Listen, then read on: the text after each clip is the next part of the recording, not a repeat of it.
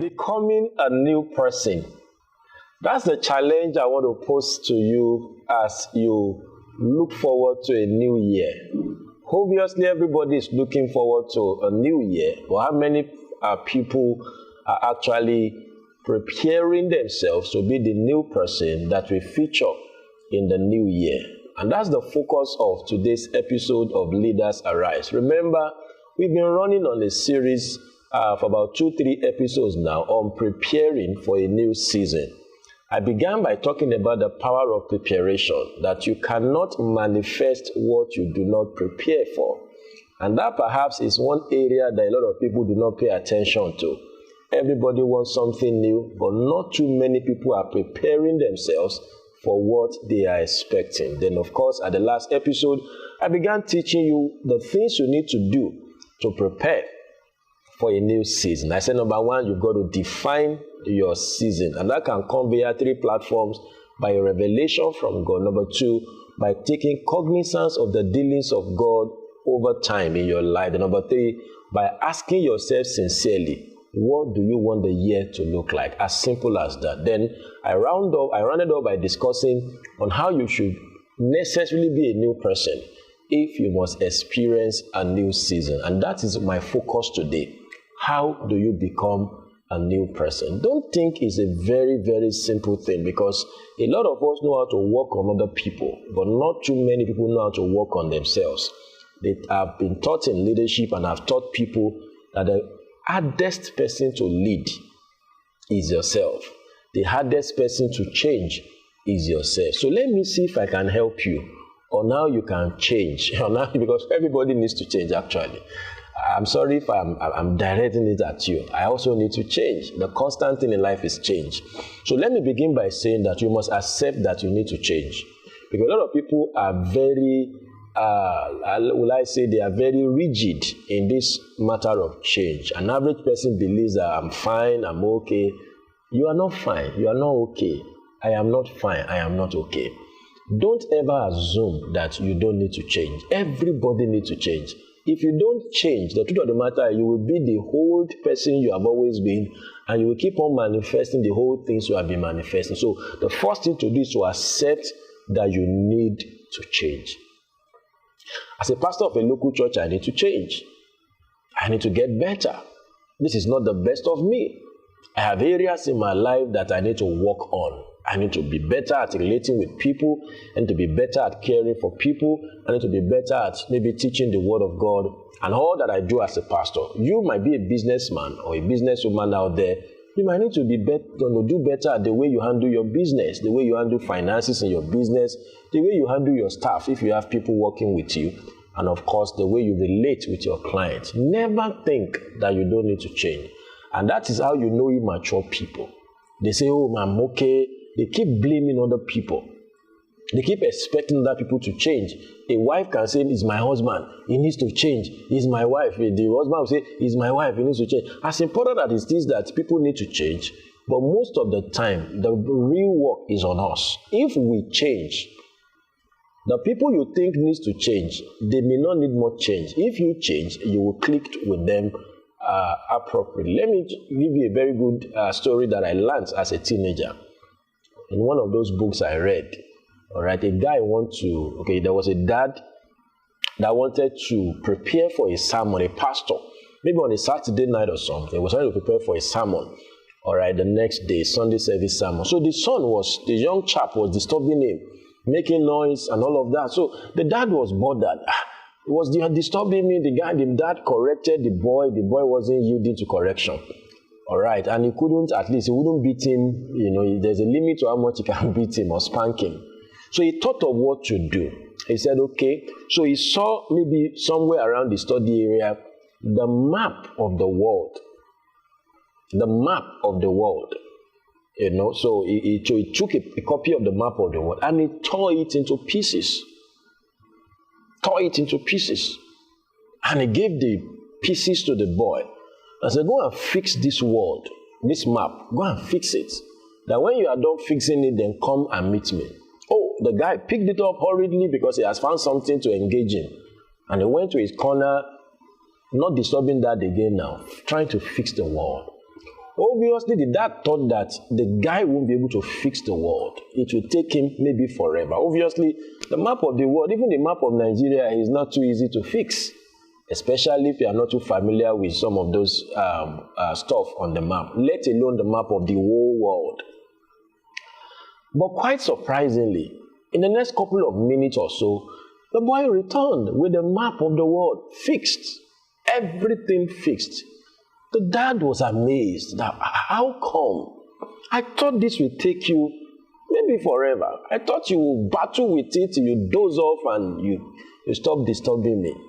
So the dad asked the boy, how were you able to fix this within minutes? You know what the boy told the guy? He said, sir, I've been looking at that map, maybe on the shelf or wherever you kept it. I discovered that at the back of the map is the image of a man. So the guy said, I didn't have to fix the world. I just have to fix the man. It's easy to fix a man, leg, and what have you. That won't take me time. So by the time he finishes fixing the man, the map on the other end, on the other side, have been fixed. That story touched, or that report touched the dad that he had to change his sermon for that Sunday. And you guess what the sermon topic now was? The sermon topic was, change the man, you will change the world. And that gave him, and of course, you can imagine how powerful the message would be, because it was a real life, touching story or touching lesson that he got from his son. And that becomes a principle for life. Stop trying to change the world. The world is too complex for you to change. The world is too big for you to change. But just change you. When I change me, the world will change. When I mean the world, I mean the external will change. The business will change. Your marriage will change. Your career will change.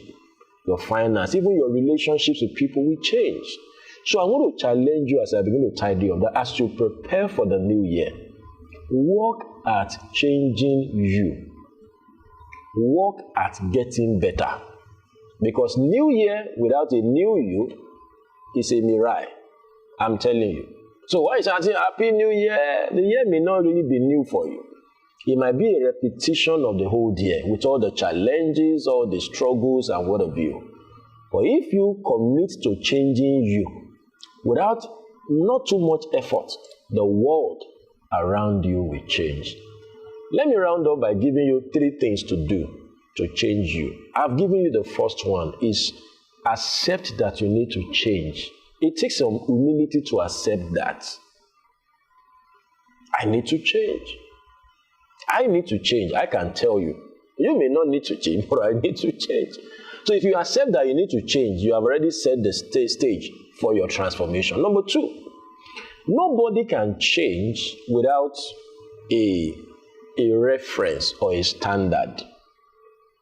Okay, so if I say I want to change from what to what, I already know what I am at the moment, so I need to have a vision of what I need to be. If you are conversant with the Bible, for instance, the Bible tells us in 2 Corinthians 3 verse 18 that as we behold Jesus in a glass, we are being changed to the same image that we see.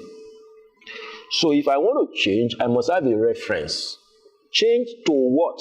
So, because I know some of you listening to me, you may not be conversant with the Bible. I just want to say that you must have a model that you are patterning your change after. For us as Christians, our model is Christ. But that might look too mysterious and complex. You just need a vision of a new you. A vision of a new you. So you must have a vision of, okay, what's the new me? I want to become a more caring pastor. So I have that vision of a new me. So I can start patterning the change towards that vision of a new me that I've seen. Yours maybe I want to become a more detailed business person. Maybe you have not been detailed. You just scatter everything. You juggle everything together in your business practice. So when you have a picture, and sometimes that picture is always in somebody. Generally speaking, that picture is in Christ. but there could be some other models, maybe in the business world, in ministry. So when you have a model or a reference, then you can, begin to move towards that model that you have. So number 3 is to pay the price. And that would be where I'm going to stop today. Pay the price. There is always a price for every change. Pay the price. One of the things that change will demand from you is they're going to drop some things. Yeah, there's some habits you're going to drop. There are some philosophies you're going to drop. There are some things you probably have been used to, but you know that the more you keep doing this, the more you are far from the kind of person you hope to be. So those are the prices you're going to pay. Drop old habits, embrace new habits. Sometimes drop relationships, friends that you are keeping that are not helping you to become the new version of yourself, that you are looking forward to becoming. So, and other prices that I may not be able to mention today. But what I'm saying in essence is that changing you will cost you, to cost you something, to cost you your ego, maybe cost you some of your friends, cost you some of your habits, the things you have loved over time. And because if you keep romancing your old self, you cannot emerge into your new self. So you're going to make a clear-cut departure from that old self, old practices, old pattern, and what have you. And I'm sure that if you commit to these 3 things, it will really be a new year for you, because you will have been a new person, and that new person will have ushered in a new year. So permit me to wish you happy new you. That has answered for happy new year, because I'm committed to making sure that you are a new person, because I know if that is done, your year is going to be new. So let me say it again, happy new you and happy new year. Thank you for being a part of this broadcast. My name is Demola Awoyele, and this is Leaders Arise. I look forward to an amazing moment with you as we step into year 2023. Have a nice time. Bye for now.